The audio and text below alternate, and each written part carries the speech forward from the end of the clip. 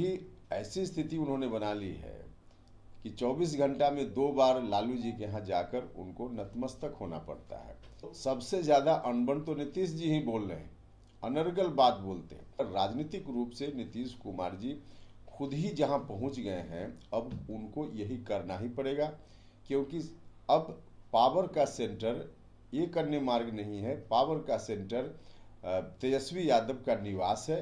नमस्कार, आप देख रहे हैं न्यूज स्ट्रीट और मैं हूं आपके साथ श्रुति। बिहार में कैबिनेट एक्सटेंशन की स्थिति इस वक्त बिरबल की खिचड़ी के जैसी हो गई है, जो लंबे समय से पकने के लिए आंच पे चढ़ी तो है, लेकिन अब तक पक नहीं पाई है। जी हाँ, कैबिनेट एक्सटेंशन को लेकर भी लंबे समय से चर्चाएं हो रही है, लेकिन अब तक उसको लेकर कोई औपचारिक रूप पर घोषणा नहीं की गई है।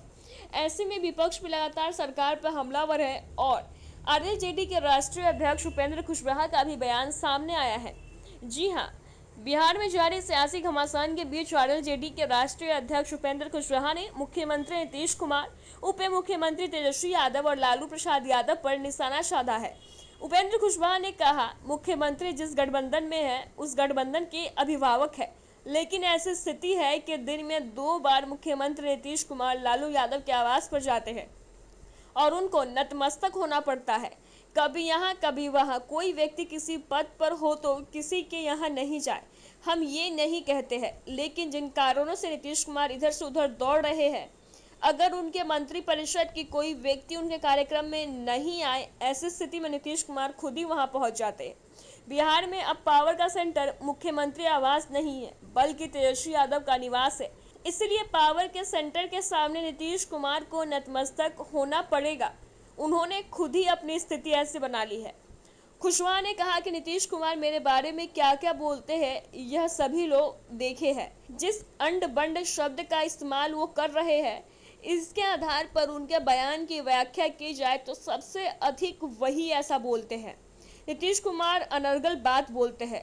पत्रकारों के सवाल कुछ और पूछे जाते हैं और वो पूरी तरह से कुछ और जवाब देते हैं। नीतीश कुमार रालटेन को लेकर माथे पर घूम रहे हैं। आप खुद सुनिए क्या कुछ कह रहे उपेंद्र कुशवाहा। देखिए, यह जो नीतीश कुमार जी की दुर्गति है, इस दुर्गति के पीछे कारण भी नीतीश जी ही हैं। ठीक बात है कि मुख्यमंत्री मतलब अभिभावक, और सिर्फ मुख्यमंत्री नहीं बल्कि जिस गठबंधन से मुख्यमंत्री हैं उस गठबंधन की जो पार्टियां हैं उसके भी अभिभावक बिहार में नीतीश कुमार जी हैं। लेकिन अभी ऐसी स्थिति उन्होंने बना ली है कि 24 घंटा में 2 बार लालू जी के यहाँ जाकर उनको नतमस्तक होना पड़ता है। कभी यहाँ कभी वहाँ भटकना पड़ता है। हम यह नहीं कह रहे हैं कि कोई व्यक्ति किसी पद पर हो तो किसी के यहाँ न जाए, ऐसा नहीं है, लेकिन जिन कारणों से नीतीश जी दौड़ रहे हैं इधर से उधर, उधर से इधर, और जो खबर आ रही है कि कौन गुस्सा हो गया, अब उनकी मंत्रिपरिषद का ही कोई व्यक्ति उनके कार्यक्रम में नहीं गया। अब ऐसी स्थिति में कुल मिलाजुला कर राजनीतिक रूप से नीतीश कुमार जी खुद ही जहां पहुंच गए हैं, अब उनको यही करना ही पड़ेगा, क्योंकि अब पावर का सेंटर एक अन्य मार्ग नहीं है, पावर का सेंटर तेजस्वी यादव का निवास है। इसलिए पावर के सेंटर के सामने तो इनको नतमस्तक होना ही पड़ेगा। खुद ही इन्होंने ऐसी स्थिति बना ली। लेकिन भूलने की बीमारी लगता है कि भूलने की बीमारी देखिए, भूलने की बीमारी एक किसी भी कंटेक्स्ट में जो एक दिन हमने देखा कि क्या क्या बोल रहे हैं मेरे बारे में भी, बाकी लोगों के बारे में, और बोलते हुए उन्होंने कहा कि आजकल लोग अंडमंड बोलते रहते हैं। अब अंडमंड शब्द का इस्तेमाल कर रहे हैं नीतीश जी, इसके आधार पर अगर उनके स्टेटमेंट की व्याख्या की जाए तो सबसे ज़्यादा अनबन तो नीतीश जी ही बोल रहे हैं, अनर्गल बात बोलते हैं। और ऐसा इसलिए भी बोलते हैं कि हमको लगता है कि कल अगर किसी न्यूज फॉर नेशन के किसी ने अगर सवाल किया और आज अगर जी बिहार झारखंड या कशिश वाले सवाल कर रहे हैं तो भूल जाते हैं कि आज के सवाल का हम जवाब दे रहे हैं कि कल के सवाल का जवाब दे रहे हैं। तो उनके सवाल का जवाब अभी ध्यान में सवाल आता है तो आप कुछ रहे हैं, वो जवाब कुछ दे रहे हैं। तो यह स्थिति घबराहट में है। लेकिन एक सवाल ये कि उनसे सवाल पूछा जाता है, आपके कहने के हिसाब से कि सवाल कुछ और पूछा जाता है, जवाब उनका कुछ और रहता है। बिल्कुल, संदर्भ ही अलग होता है।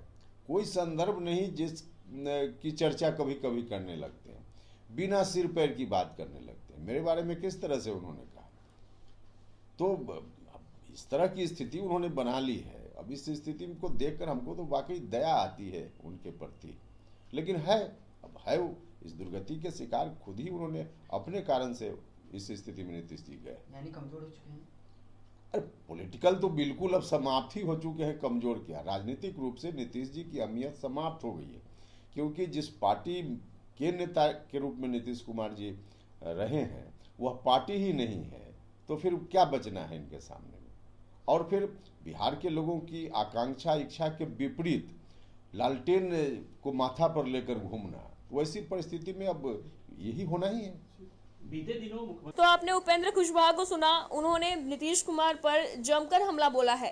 उन्होंने कहा कि बिहार में अराजकता की स्थिति है, मंत्रिपरिषद के अंदर भी अराजकता की स्थिति है, किसी खास विभाग की समीक्षा होती है और उस विभाग के मंत्री नहीं होते हैं। कुल मिला जुला कर जो स्थिति है तो साफ पता चल रहा है कि वो भगवान भरोसे चल रहा है। एनडीए में मिल बैठकर सीट का बंटवारा हो जाएगा। वहीं चाचा भतीजा के मामले पर बोले एनडीए का खटपट नहीं है, लेकिन पशुपति पारस और चिराग पासवान का है और उनका रास्ता निकाला जाएगा। जी हाँ, तो आपने देखा किस प्रकार उपेंद्र कुशवाहा ने कहा कि एनडीए की जो स्थिति है वो बहुत अच्छी है, बैठकर सीटों का बंटवारा किया जाएगा। वहीं चाचा भतीजे के खटपट पर उन्होंने कहा कि चाचा भतीजे के जो खटपट चल रहा है उसका बैठकर निपटारा किया जाएगा और कोई सोल्यूशन निकाला जाएगा। लेकिन इस वक्त बिहार की जो सियासी स्थिति है वो काफ़ी ज़्यादा अराजकता वाली है। उनका साफ कहना है कि बिहार में सेंटर जो बन गया है पावर का, वो तेजस्वी यादव का निवास बन गया है बजाय नीतीश कुमार के आवास के। ऐसे में नीतीश कुमार लगातार तेजस्वी यादव के आवास का चक्कर काटते रहते हैं और नतमस्तक होते रहते हैं। तो आप इस पूरी खबर के बारे में क्या सोचते हैं, कमेंट करके हमें जरूर बताएं। वीडियो को लाइक कर ले, चैनल को सब्सक्राइब कर ले। धन्यवाद।